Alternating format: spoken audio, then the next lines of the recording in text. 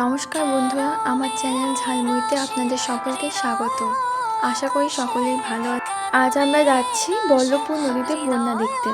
আমরা শুধু বন্যাই দেখতে যাচ্ছি না, আরও একটা কাজ আছে, সেটি হলো আমরা যাচ্ছি মাসিদের বাড়ি। তাদের জন্য কিছু খাবার ও প্রয়োজনীয় জিনিসপত্র নিয়ে মাসিদের বাড়িটি নদীর একদমই ধারে। বিগত 3 দিন ধরে বৃষ্টি হওয়ায় নদীর জল ফুলে ফেঁপে ওঠে ও বন্যার জল মাসিদের বাড়িতে ঢুকে যায়। তারা বাইরে বেরোতে পারছে না।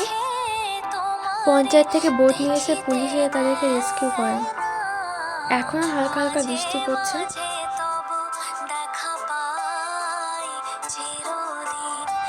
এখন এই নদীতে প্রচণ্ড স্রোত, দেখতেই পাচ্ছ তোমরা।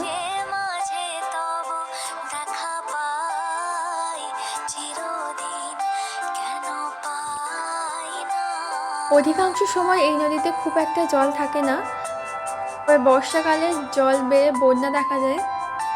এই নদীটি হলো কোপাই নদী, যেটি গোয়ালপাড়া ও কঙ্কালীতলার পাশ দিয়ে বয়ে গেছে। এবার আমাদের নদী দেখা শেষ।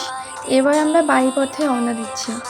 রাস্তায় যেতে যেতে দেখলাম 3টে বাচ্চা ছেলে, তারা কচু পাতাটাকে মাথায় ছাতা হিসাবে ব্যবহার করে খেলা করছে। তাদেরকে দেখে আমাদের সেই ছোট্টবেলাকার কথা মনে পড়ে গেল।